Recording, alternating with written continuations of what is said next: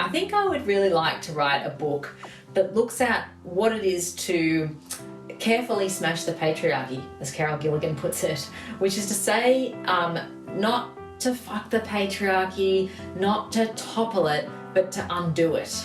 And undo it in ourselves, undo it in our institutions. And what does that actually look like? And what are the results that we see? And obviously you can't just sort of look at one group as some sort of isolated dome, because patriarchy is everywhere and it affects everything that we do and say and think. But where there are certain things happening, fathers taking more responsibility for parenting, what sort of things are we seeing, like changed behaviours, changed mindsets?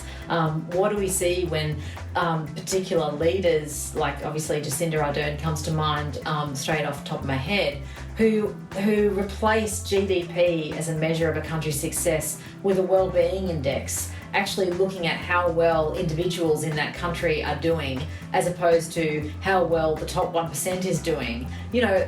These are the sorts of things together that we're looking at to undo what is an incredibly damaging and kamikaze way of living that is literally taking us to the precipice of a cliff, and having us all look over the edge and wondering if we're willing to just, or so unwilling to confront how we are, that we're willing to just start walking off like lemmings, and I feel like actually Me Too, Black Lives Matter, all of these different movements are coming to the same point, which is to say that we are sick of a system that operates on the concept of power over, and that we want to be operating on a system that is for the well-being of all.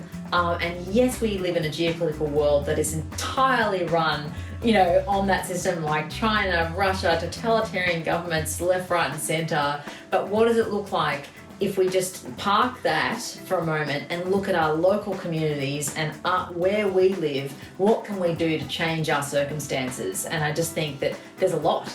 And it's actually, when people get engaged in this work, I think it's really hopeful.